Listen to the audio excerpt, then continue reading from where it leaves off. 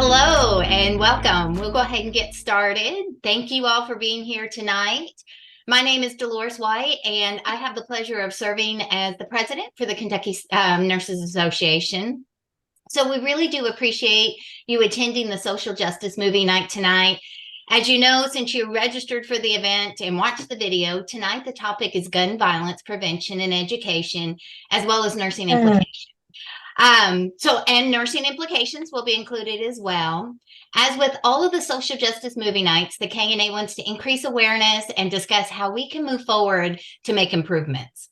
I want to thank the Professional Nursing Practice and Advocacy Cabinet for their hard work in planning this event, as well as the upcoming Social Justice Violence Prevention Series. And I'll talk more about those at the end with just a few announcements. Thank you to the panelists tonight. We truly appreciate you taking time out of your busy schedules to be here tonight and to share your experience, knowledge, and expertise.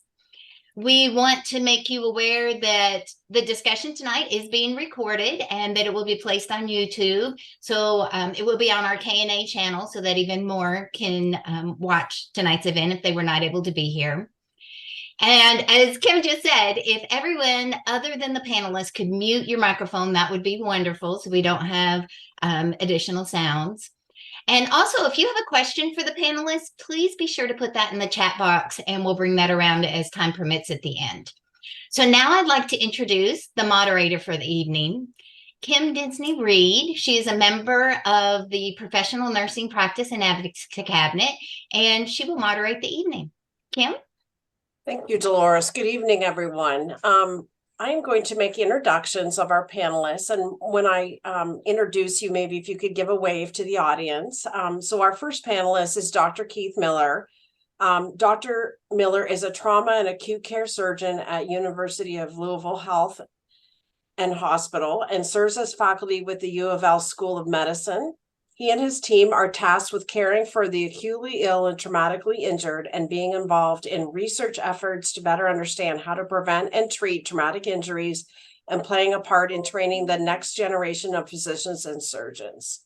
Thank you so much, Dr. Miller. Next introduction, Christopher 2X. He's been an advocate for peace and justice for 2 decades. He's often contacted to help resolve high-profile incidents involving race and violence in the community. He knows that early childhood education is a vital key to ending gun violence long-term. He was awarded the Joan E. Thomas, MD Lifetime Achievement Award for Peacemaking by the Center for Women and Families in 2018. Christopher 2X frequently speaks to organizations and students about devastating results of violence and the importance of education, especially early childhood education. So thank you so much for being here tonight. Thanks. Dr. T.K. Logan, there she is a professor at the University of Kentucky Department of Behavioral Science. Her research focuses on gender-based violence, including coercive control, sexual assault, and stalking, firearms-related risks, personal safety planning, effectiveness of protective orders, and substance abuse disorder treatment program outcomes. Dr. Logan is an author of over 200 research articles and book chapters and serves on the editorial board of 4 journals. Dr. Logan's books include Women and Victimization, Contributing Factors, Interventions, and Implementation. And Partner Stalking, How Women Respond, Cope, and Survive. Dr. Logan is also involved with several community boards and national organizations working to prevent gender-based violence. Thank you. We have 2 police officers with us tonight. Agent Sean Dooley is a K-9 handler for Villa Hills and Crescent Springs and an agent with the Northern Kentucky Drug Strike. Agent Dooley has been employed as a sworn peace officer for 7 years and is currently employed at Villa Hills and partners with his agent K9. Is it 1X or Onyx? It has 2 X's, actually. It's 2X. spelled really funny. He was named over in the Czech Republic, and that's the way they spelled it on his papers. Both Agent Dooley and his K9 are assigned to the Northern Kentucky Drug strike force and serve in investigating drug traffickers in the entire Northern Kentucky region. Agent Dooley has received hundreds of hours of formal classroom training in drug investigations and assisted local law enforcement agencies in Northern Kentucky during his tenure, to include the DEA, FBI, U.S. Marshal Service, and the Northern Kentucky Drug Strike Force. So thank you so much for being here tonight. Thank you. And last, Sergeant Tyler Brockman, in my world, everyone's a doctor. Villa Hills and Crescent Springs, experienced law enforcement supervisor with over a decade of experience. He is eager to continue his professional journey by utilizing supervisory leadership and organizational skills. A sergeant leader working to contribute to the success of the Villa Hills Police Department, and is recognized for critical thinking, community relations, and interpersonal skills. He's accomplished supervisor, K-9 handler, field training officer, peer support member, and mentor, known for serving community and fellow officers, especially with trauma. And then last is Denise Beach. She is the public health director at the Hopkins County Health Department. She has held that position from 2000 to the present. And she is the chief executive officer, and she directly supervises management teams, oversees contracts, CFO, as well as 10 essential public health services with the public health department. And other roles are promoting health promotion and prevention for emergency preparedness operations. And then she serves as a public information officer. And then she's the acting chief health strategist for the community. So thank you so much to our panelists for taking time out today to join us and help us really explore this topic. So with that, I am going to lead some questions, and I will, talk about the question or give you the question. And then if, everyone can take a turn if you like to answer the question, and I'll try and watch and call on everyone. So my first question is, how is gun violence defined, and what are the implications based on the current data? Maybe talk to Dr. Miller first. I could start with Dr. Miller. Yeah, I think that's a fantastic question, because it dovetails. Kim was nice enough to send us some of these questions ahead of time, so it dovetails nicely with the second or third question, which is the importance of addressing this as a public health issue. And I think part of the issue with addressing it that way has been some of the cloudy terminology. So when you talk about gun violence, it's this encompassing umbrella that includes suicide or intentional self-inflicted injury, unintentional injury, interpersonal violence, and all mass shootings, all the various forms. And I think, the best analogy that maybe helps someone like me, a simple person, understand why that's problematic is if we think about cancer, for example.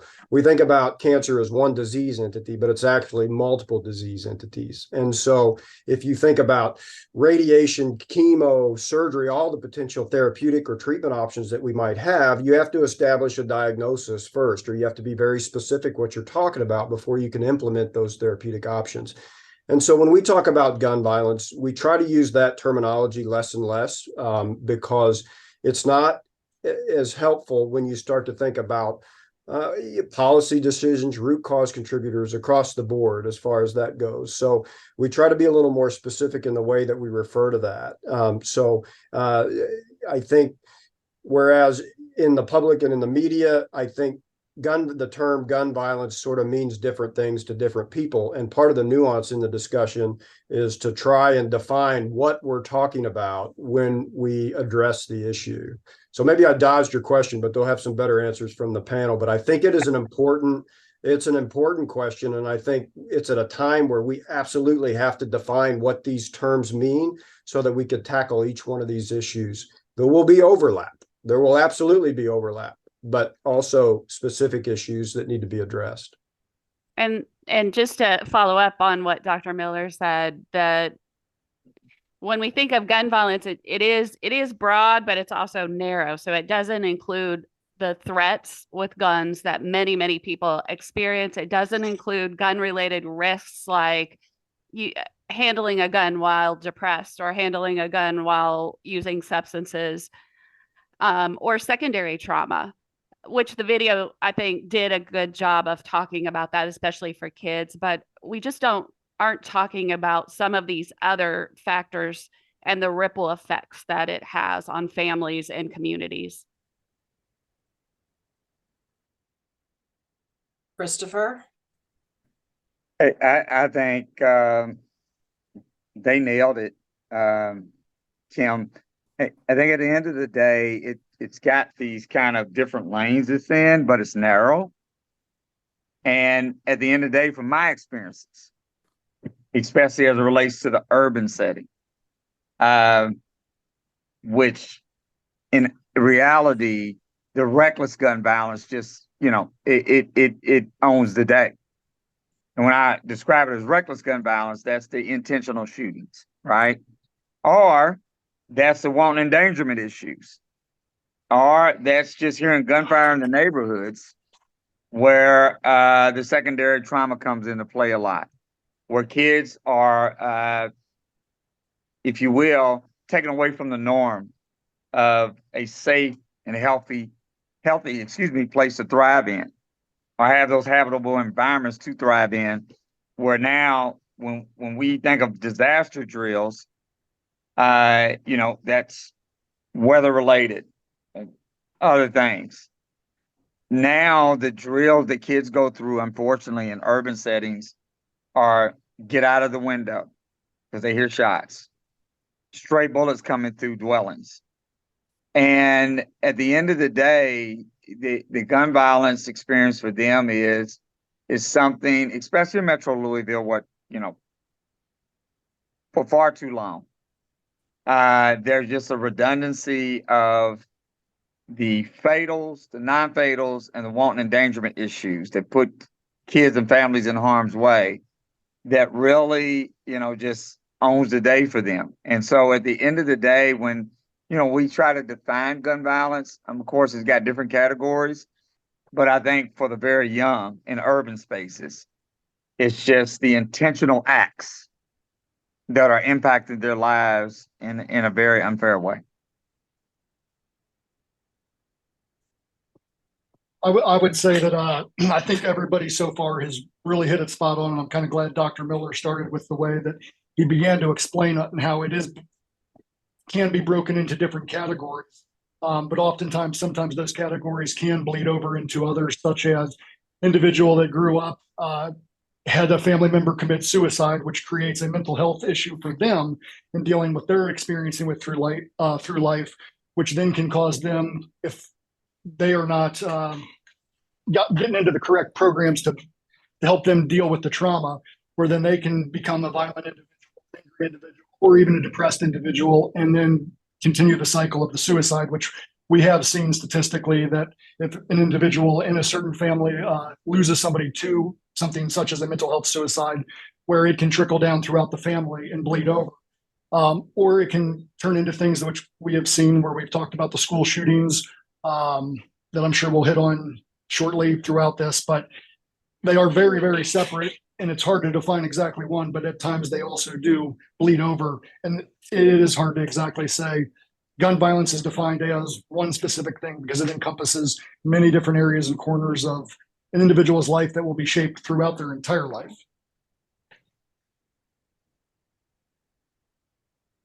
Anything you'd like to add, Sean? Gun violence simply can be defined, in my opinion, as homicides, suicides, violent crimes, and the physical and psychological effects that it has on the immediate victim and the people surrounding the victims. As Christopher two times had said earlier, Louisville is known for shootings and homicides. It's rated #1 in the state of Kentucky. I work narcotics, and a lot of our narcotics are being shipped out of here from Louisville. Almost everything we're getting up here in Northern Kentucky is come from Louisville. Louisville seems to be a major hub for narcotics. With narcotics comes violent crimes. People carry guns to protect their narcotics, protect their narcotic sales. It's affecting the community, just the people who live in it. These constant shootings that are occurring, drive-by shootings. You've got children who come from good families who may live in poverty neighborhoods that their hypervigilance is through the roof because they're scared to walk down the street corner. So that can also fall under gun violence. I mean, these kids very well, their parents may not own a gun. No one in their family has ever been involved, a direct victim of gun violence, but some of the neighborhoods that they're living in are being shot up and they're being gunshot wound victims night after night. These children are changing their way of life to walk down the street, and their hypervigilance is affecting their psychological, their learning at school, multiple things that are being caused just from the atmosphere they're growing up in. And their I health. just want to I want to throw a quick follow up in there that Officer Dooley just nailed it on the head. Please continue, dear. Sorry. Oh, I just said, and it's affecting their health. And as far as data, guns are the leading cause of death for children between 1 and 19. Homicide is the leading cause of death for pregnant and postpartum women, and 7 and 10 of those incidents involve a firearm. And one statistic that surprised me was that in 2017, more people died from gun violence than car accidents, and that trend has continued over time. The interesting thing about that is we spend 8 hours on average in a car. People do not spend that kind of time around a gun. So, I mean, that they're using that as a comparison, but it is a stunning statistic, in my opinion. It's a sobering statistic for sure. So how can nurses promote gun safety from a public health perspective? And not just obviously teaching. I mean, we're not obviously going to be teaching gun safety per se, but we all obviously have to, we interface with it. How can nurses that are listening tonight really help with that? Boy, that's an excellent question. I'll jump in on that. And, I'll give you our little example here in Metro Louisville. Who would have thought medical students would have jumped in that arena to be advocates against this kind of behavior, right? And this is not them based on, getting into the debate about gun legislation and all that. No, it's about how can we create better, safe spaces and better ways to cope with the first and secondary trauma due to reckless gun violence. That children are impacted by in many different ways, like Officer Dooley was, referring to. But at the end of the day, I think nurses have every right to be advocates. Now, for me, I think if they feel more comfortable being advocates for kids, that's a great space to start with, as far as building encouragement and that energy to say, I've got. You're on mute. I'm sorry, something came in real quick and I cut it out. Every right in regards to what Dr. Miller has, pointed out from the introduction about this is a public health crisis. So nurses have every right to coin their language around a public health crisis affecting kids. And as a researcher, I have some more statistics. There's a fairly recent survey done this year that asked people, has a doctor or other health professional ever asked you if you owned a gun or if there are guns in the house? 14% said yes. And has a doctor or healthcare provider talked to you about gun safety? Only 5% said yes to that. Among those with children, it goes up a little bit. So about 1 in 4 say they were asked about a gun or whether there's a gun in the home, but only 8% said they were talked to by a health professional with gun safety. Following up. Oh, Sorry, go go ahead. No, I was just going to say that it took me a long time to understand the importance of why we have to call this a public health issue. That was sort of lost on me for a very long time. And I think we've seen over the last 5 years, some of the things that have gone on in the world. You have to separate emotion and the politically charged nature of all this away from it. And we as healthcare providers, all of us, once you put it in this bucket with all these other public health issues, we can begin to have discussions about all the pieces that contribute to that in a way that helps us take away our personal opinions on things, helps take away the emotion and all the baggage that comes along with the issue. And I think that was lost on me for a very long time. So I think advocacy on just to that point is incredibly important. Just to over and over again, we talk about how this is a public health issue. This is a public health issue because the public perceives a public health issue differently than they would something that we don't call that. If we call it just another one of our problems versus a public health issue, the whole perception around it changes. And I can't overemphasize that enough, the importance of that. And it seems like semantics, but it's well beyond that. It's more than that. And so, but again, it took me a long time to figure that out too. I think one thing that I really pondered on when it came to this question was defining, is there a exact answer for every part of the country? And I think the more I was reading and trying to look up some outside material to figure it out, a lot of things I came to was talking about defining and monitoring the problem. And going back to the initial question where it's hard to define exactly which category it falls into, when we're trying to get individuals involved, such as nurses and doctors, and spread awareness of the certain things that certain areas of the country may deal with that others don't. So let's just use Louisville, for example, because we've talked about them. Their gun violence and problem there is going to be handled differently than, let's say, in the middle of nowhere, Idaho, where, as we saw in the video that you had us watch, where it talks about they may not have the inner city violence, the drive-by shootings, but there was a higher rate of suicides between males and different things because you have to look at it in a different perspective of the issue we need to deal with in Idaho. It's going to be slightly different than Louisville, Kentucky, or Chicago, Illinois, Cincinnati, a big city, because of the demographic of the problem that is happening every day may vary from city to city. So when it comes to it, I think it's and I don't have necessarily the answer for it.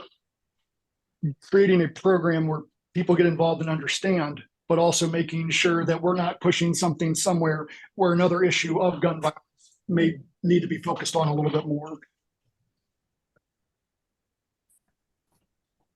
To follow up on the statistics that I believe it was Logan gave, I'm not for sure what the policies and procedures are within hospitals, but mental health patients that come in, we do here in the state of Kentucky what they call a CIT form. It's a crisis intervention training, and we conduct a form. And a lot of these mental health patients that come into the hospitals, if they're not asking these families that come in with them, hey, are there firearms located in the house? Does this patient have access to firearms? I think if that could be implemented a little more into the first line nursing of asking these subjects and their families, if there's firearms in the house, and then maybe potentially talking to their family members, hey, if there is firearms in the residence, let's make sure that they're secured. Something as a simple reminder could prevent a lot of suicides across the nation. I don't know what the policies and procedures are, at a lot of hospitals within nursing, but I know that they see thousands and thousands of suicidal subjects that implement themselves into the hospitals every day. And a simple question like that and a follow-up with the family to remind them to secure firearms would be, a tremendous help, a huge step to prevent a lot of suicides. Yeah, just asking and getting people thinking about these things, I think, could make a huge difference. Well, I just was going to add one other thing, so the public health thing, and I don't want to sit here and preach at everybody about this over and over again, but, I think monkeypox, for example, we had 6,000 cases in the United States, and it was declared a public health issue. COVID, millions of cases, right? Declared a public health issue. We looked at the number of years of potential life lost in Jefferson County to COVID-19 versus interpersonal firearm violence. We lost twice as many years of potential life to gun violence, to interpersonal gun violence, as we did COVID-19 in 2020. And that so you can see the resistance to using that terminology around this problem, and that in and of itself is problematic. Is it that there's not enough impact? Everyone in this meeting right now has seen how this problem impacts health. And so when you start to think of it that way, it becomes part of the routine questioning that you have in your interactions with patients. Just like, do you have any other medical problems? Do you have high blood pressure? What is your exposure? And part of accepting it as a public health issue is integrating it within the discussions that we have with patients every day, not because we're being nosy or prying, or not because we think this or that about some policy or legislative thing, because we're interested in their general health and well-being. And that's what our responsibility to our patients is. And so I think, again, I don't want to belabor the point, but I think that's an important piece that we all can do. And Um, even just referring people to resources, local resources, it's still, after studying domestic violence for 30 years, I still am surprised that people will say, well, I didn't know what domestic violence was. I didn't know where the shelter was, whether it's more younger people or the lack of exposure. So it's not like it's a problem to solve, but that conversation. And then there are some really wonderful resources out there to link people to if they want, if they're interested. I think in the chat, Bridget Fair, I believe it was, said a important thing that I think really stood out to me, where she talks about many times patients bring guns with them to the hospitals, and nursing does not have the comfort level and tools to deal with that. And I think that is another important factor that we need to focus on also, because we have a local hospital by us. For the longest time, the security there has guns, but they're stored in a locker that has to be accessed after something has happened. Just recently, I believe they got approval starting here in a couple months, where the security there is going to be able to have guns. And then there's law enforcement response too, but it's very important when we talk about how can nurses promote gun safety. Obviously, when they mention people bring guns to the ER, it's not their necessarily job to try to promote it in that sense, other than notify security and law enforcement, because that isn't their job. They have a much different focus on what they're supposed to do. And it's very important to know that there's multifacets to this, of making sure that things are done correctly. And I know a lot of hospitals, because of the shootings that there have been in hospitals, are trying to do to better the security and the lockdown procedures and things like that with the hospitals. So it isn't the nurse's job to promote the gun safety in that aspect. But I think we're still trying to figure out exactly what is the best response and how to do it when they do come into contact with that. Well, and I appreciate that discussion. I'm a psychiatric nurse, and I have been in some settings where I did have to ask about guns in the home, especially if there was suicide. And so that was very helpful, talking about that and then having conversation with family about removal of guns from the home, because we know that often, and the research has shown that often when someone is thinking about suicide, and it's like 5 minutes between thinking and doing, and that because the firearm is such a lethal weapon, it's why it needs to be removed. I've also been handed a gun by a patient, so I agree too. Knowing how to manage it, what to do, and nurses more and more are being exposed to guns in the work setting. So I think that, your points are well taken. So that is such a nice segue to the next part. So what do nurses need to know to help victims of gun violence? Start with Dr. Miller. Yeah, I think if you had to boil it down to one sort of central message, is to understand that the importance of the victims part here, that there's incredible stigmatization in victims of violence. And I think we all, I think trauma-informed care is so essential, particularly in places that see this over and over again. Well, I shouldn't say particularly, just as important in places that see it once a week as those that see it 5 or 6 times a night. I think trying to remind yourself that we have no idea what trauma these individuals, Sergeant Brockman referred to this, and I think, what trauma these individuals have been through before. And then if we come as providers, as people that are supposed to be helping navigate through this situation, if we come from a place where we've already got preconceived notions or bias, or we think that that in some way We bring judgment to the bedside. We think that there was something that this individual did that resulted in them being injured. Trauma-informed care is an essential part of this. And I think it's difficult sometimes. I understand that, but it's something that's essential to move forward in the care of these patients. So if there's one thing I would say about that would be it, is to drop the stigmatization. These are victims of violence. These aren't perpetrators of violence, and there are patients, and our goal is to get them better and move forward. Dr. Miller's spot on.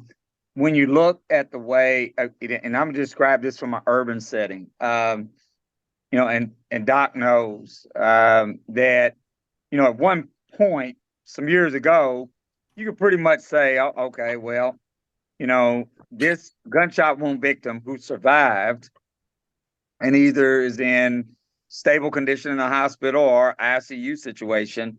Years ago, you could look at it, not totally judgment wise, but you could say, they've probably been involved in some kind of activities that trigger this deal, right? Problem is in the urban spaces right now, and in the escalation of these intentional shootings, a lot of innocent individuals are getting hit by gunfire, by stray bullets. So Dr. Miller's right. For nurses and those healthcare workers, they have to be pretty, have a disciplined mindset these days not to judge too quick, because they might not know all the circumstances that brought that patient into the ER, maybe up into surgery, out of surgery, into a bed or ICU, depending on critical issues or whatever, and understand there's a mix now. There's a mix of especially ages 14 years on and up that could be the totally innocent getting hit by stray bullet issues where they had nothing to do with these issues, but got caught in the crossfire compared to ones who were involved in activities. And so I think for a healthcare worker, especially in a nursing space, they need to just focus, on how can I deal with this patient and get them to a better space, bottom line. I think a lot of it comes down to compassion. And I know law enforcement gets very complacent with it at times. I'm sure it happens in the medical field. Because one statistic I know is when it comes to a critical incident, which things like gun violence absolutely fall into a critical incident, the average person, and these numbers are going to be on the rise. I mean, we've already seen it, but the average individual throughout their life deals with roughly 5 critical incidents in their entire life. For police officers, nurses, things like that, the average is about 188 in just a career critical incidents. So when we have those things, and we do have these victims that we deal with on the street that have been shot, or they come into the ER with gunshot victim, it's remembering that this is possibly the worst day of their entire life, the biggest critical incident they have ever been involved in, essentially going to change their life for the rest of their life in mental health and everything else. And to not lose the compassion of realizing that even though it may be the norm for us, and it is now our baseline for how we deal with things on our job, being able to keep that compassion and remember that needs to pass on to them, that there is help, and the help doesn't just end from the time they get to the ER till the time they get surgery or whatnot, that it is going to be a continued thing that's not going to be fixed overnight. And it's to promote the aftercare, the therapy, the mental health, and to continue that for the rest of their life, and potentially then turn around, be a spokesperson for how it affected them to make the next generation, maybe their experience 1% better. And as long as we make things 1% better for the next, and then next generation makes 1% better for the next, eventually we will get somewhere with it. But it's just, overall, to me, it's just the compassion aspect of it. And then there's a couple of groups that we haven't really spent much time talking about that are at risk as well. So domestic violence or partner abuse are at, those people in those situations are at very high risk, particularly if there's a gun that is easily accessible. And then just nurses themselves also can experience, workplace violence by their partner or others. Just another group that gun threats could potentially come from as well. I think looking at things is Dr. Miller said, he used the term bias at the bedside table. I think in our profession of nursing and policing, first responders, we all are very callous to the idea of, the trauma that some of these victims experience. And as Sergeant Brockman said, most of these people only experience maybe 5 traumatic events in their life. We recently had a gunshot wound victim to the head here in Crescent Springs. I treated the gunshot wound victim on scene. The victim was transported to UC Hospital.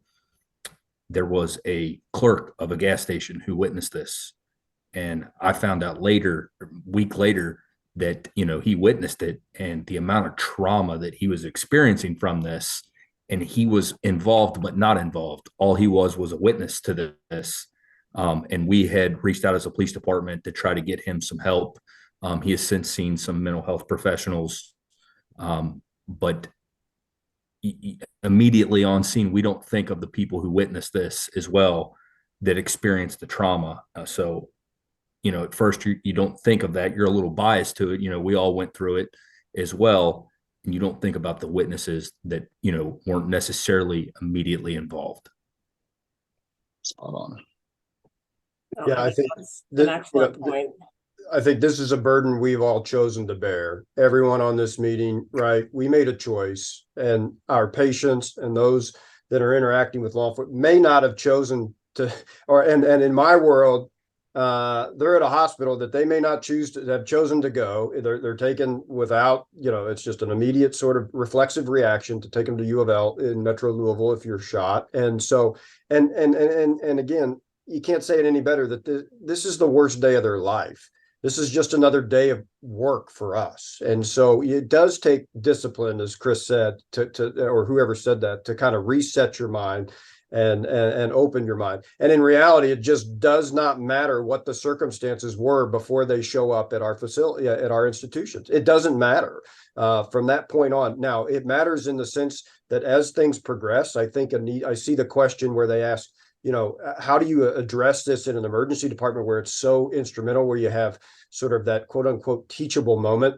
And I think programs are developing across trauma centers in the country and are translatable to every hospital across the country, but it requires sort of ancillary, because if you're the bedside nurse at that point, your primary purpose is care, right? Is hemorrhage control and resuscitation and all the things that all of us are working together to accomplish.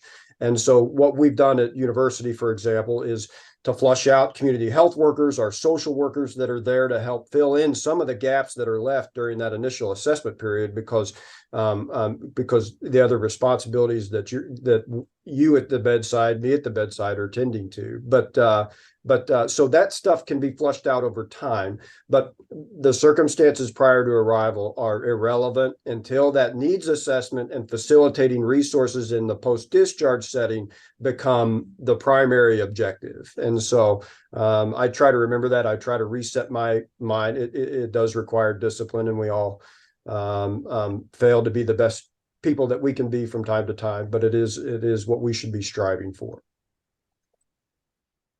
So the other question that was part of that was, so how can we develop resources needed at this time to deliver trauma-informed care? And so I think that's something that hospitals are definitely grappling with. I mean, we're adding it to our curriculum here at the university. So any ideas from, the point of care, how do we increase the number of individuals able to deliver trauma-informed care? I don't want to keep talking, but I think this has been a major push at our facility, and generally, it's more often than not, it's nurse led, right? Because again, because of the relationships that developed with patients and their families at the bedside over time, trauma informed care is an essential part of that. And so it's first of all, it's acknowledging and accepting that we all veer from the path from time to time, and being able to see it when it happens, acknowledge it, and talk about it. Obviously, there's effective training that's been implemented across the country. And yes, it's time. Yes, it's resources to facilitate that training. But we have to think of it as it's just an essential part of what we do on a daily basis. And so at all your hospitals or institutions or outpatient clinic, it's worth the time to go through that training process, and it's worth it to do it on a regular interval. I have to, it's important for me to go back and do it because I can look back over the course of the interval from my last training and say, I probably wasn't as good as I should have been at this point in time. We can all look at that. And so, but there is validated training for trauma-informed care, and it's out there, and we just have to make it a priority. Really quick, trauma-informed care, and it's coming off what Dr. Miller said. I mean, a doc has seen this. Think about the family members who are in waiting rooms, or in hallways, or in the hallways connected to ICUs, excuse me, the surgery, ERs, whatever. What small children do. Not even hearing gunshots, right? But the kind of trauma that goes on when they're trying to get information from the healthcare professionals, especially the surgeons and the doctors, about what is the status of their loved one. It's pure hell sometimes. And so for nurses, I totally agree with what Dr. Miller said. The training has to be, embedded in them about how they're dealing with other than patient, but the families, the friends that are around this situation. Because if you could just witness some things that we've seen in the hospital corridors, it's unbelievable what those who are waiting on information, the kind of trauma and hell they're going through in that waiting period. It's amazing. Yeah, I'll say one more thing and then I'll shut up, because I'll give you a personal anecdotal piece, which is, I remember vividly a couple of years ago, the trauma team was there. It was a badly injured person from a gunshot wound, and it was the trauma team, the trauma resources nurses, the ED nurses. We were all together. And we were moving the patient from one part of the hospital to another, which is supposed to be a secluded area, right? It's supposed to be sort of an area that families aren't in. But we were talking about something completely unrelated, and someone was laughing about something. And you look around the corner, and the family of your patient is there. And you think about how devastating or what the perception is for that family. What we were talking about had nothing to do with anything. It was just one of the 36 hours that we were all putting in, continuously to move forward. And because it was just a Tuesday for us, we were moving through that process. But I remember vividly looking around that corner and seeing a family. And I always wondered, did they see us? And I was ashamed of the fact that that's what we were doing at that point in time. That's just an example of something, no malintent, nothing related to that, but how something simple can be so impactful. They remember the things that are said by you and by everyone that they come into contact.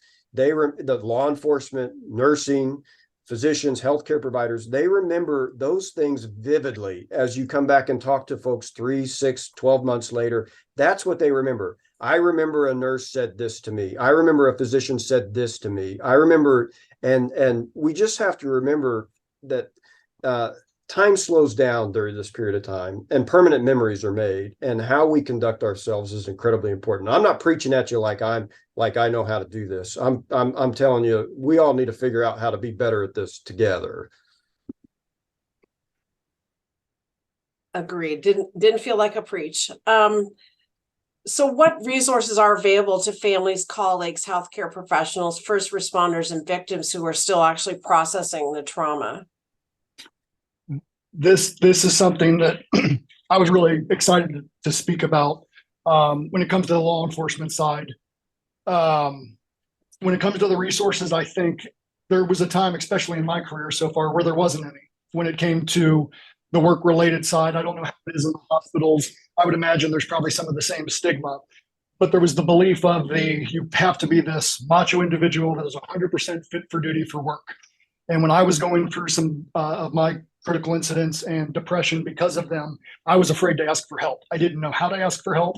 And when at one point when I had asked for help, I was returned with a stern, do you just need to file for medical retirement, instead of how can we get you better? And because of that, I ultimately ended up with sitting in a room one night with an empty handgun, racking the chamber, putting the gun to my head and pulling the trigger over and over, hoping that a bullet would fall into it. It wasn't until my wife had said, every night I get home, afraid you're going to be on the floor dead, when I realized I probably was either at rock bottom or very close to reach out and get the help I needed. And it wasn't until I was able to be like, if they take my badge and my gun, because I admit that I am a human and I have emotions and dealing with the trauma, then so be it. This career is not for me, but I want to get myself better to move on. And with that, so then I began with an individual. He was the primary on it, but I kind of listened to a lot of his ideas. South Carolina was very good for the long time about peer support program in law enforcement. At least on the eastern side of the country, South Carolina was the premier model for what it should be. And Mr. Travis Tinnell, he was a Kentucky State Police trooper involved in a shooting, has written a book now that I've got to write a section in the back on. He went to South Carolina, came to Kentucky and said, we need help with this, because I believe in 2016, officer-involved suicides surpassed the amount of officers killed in the line of duty from gunfire and the other things. So with that, he started a Kentucky peer support program sponsored by Kentucky Department of Criminal Justice Training, where now officers, we can pick them and send them to this class. And it is almost a week long of mental health help, surrounded by individuals, where you can open up and talk about the things that are the demons inside, from seeing the things we deal with and having to live life and pretend that everything is okay. And with that, so now I get to be a part of this this peer support team through Kentucky, where I've traveled the state to help officers in crisis. It has spilled over where I've actually talked to officers out of state. I've got friends from other states that when somebody goes through a traumatic incident, I'm able to reach out to them. And then ultimately, Northern Kentucky now has a Northern Kentucky peer support program to help that. And I think it's getting over the initial stigma. And I don't know how it is in the hospitals, like I had mentioned earlier, but it's okay to admit that there is something wrong because of what we see and to get help for it, so that we don't end up being the individuals that end up pulling the trigger with a bullet in the gun and not using our experiences to pass it on. So ultimately, I think it really does come down to having an agency, having a department, having directors that understand nobody's perfect. It's okay to deal with these things. But until we get over that stigma, which I think Kentucky is starting to do an excellent, excellent job with, to move through that it's something that has to be talked about. So when it comes to the nurses and doctor side, I believe the mental health for us is super important. Follow up on what Sergeant Brockman said, the post-critical incident seminar that is put on through Department of Criminal Justice Training in Kentucky for officers. I have attended myself. It's not only for the subject involved with the trauma. My spouse had went as well. I was involved in an officer-involved shooting back in 2021. I've always had the macho man mentality, nothing bothers me, nothing hurts me. When you're involved in such a tragic incident of something that causes that much trauma, you don't look at it and how much it affects you, but it affects your family. My wife went through a very dark time, worried every day I went to work, worried about, lawsuits, things of that nature, financially. There was a lot of aspects, and we went to the post-critical incident seminar put on by DOCJT. They invite your spouse to go. I'm not for sure if there's anything set up for the nursing aspect like that, but if there's not, then something very well should be implemented. I thought it was great. They have doctors, psychologists there to speak to, that it's okay to have trauma. We're all going to experience it. I mean, there's no sense in bottling it up and putting it in the back of your mind. it's something that I think a lot of nurses experience tons of it, especially ER trauma. And I don't necessarily know that there's something for them to go to a course and talk about, to let their feelings out and, talk to mental health professionalists about it. There's nothing wrong with it. For the longest time, I was like, I'm not going to that class. I'm not going to that class, but I went, and it tremendously helped me out a lot. Well, thank you for sharing that, because I think that's really important, humanizing trauma too, and not standing. For me, it's not macho, but it's the opposite, being that bona fide professional, I think, always. So we only have a few minutes left, but I did want to ask the panel, after viewing the film and hearing the panel discussion what are the takeaway thoughts from your own individual perspectives of all of this, sort of collectively? I'll jump in. I think the part of that PBS piece for me was, the first secondary trauma on children is real. It can't be dismissed. And if it can be addressed at the earliest ages, it can be a game changer for kids before they get into a mindset that, and sometimes kids don't vocalize, their thoughts at early ages, but it can be a game changer if it's addressed at early ages to not allow them.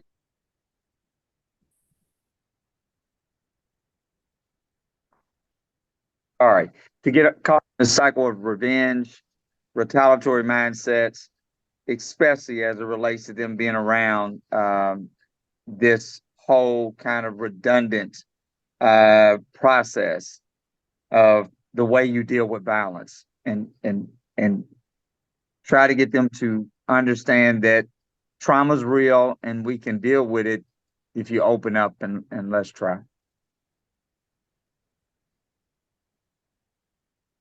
Yeah, I guess I think the take home, I think that this video or this documentary did very well was to remind us that, if we see 750 gunshot wounds at the University of Louisville over the course of a year, that's 750 individuals and 750 families and 750 ecosystems that have been impacted. And, and the panel, everyone involved has brought up the various downstream impact of gun violence. The Chris talked very well about the constant gunfire in many of our communities in Louisville, and he always talks about how can you imagine studying for a calculus test? Can you imagine, worrying about your next exam, things that we've all been through as we progress through our careers. And we're very fortunate to have the piece or the setting to be able to do that. And so this illustrates that perfectly, I think, and how it impacts multiple lives downstream for the rest of their lives.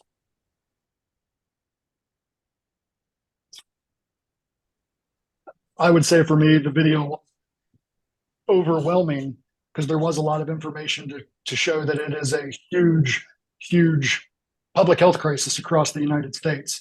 And I think a discussion like this, where we see what doctors are doing, what nurses are doing, what individuals like Chris 2X is doing, it's coming together as a conglomerate to solve different issues of it individually to hopefully make an effect or make an impact on the video, the large amount that's all in there.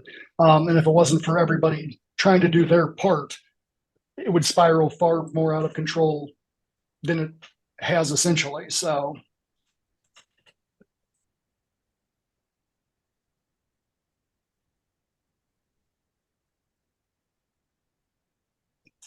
Any other comments before we turn it back over to Dolores to close this?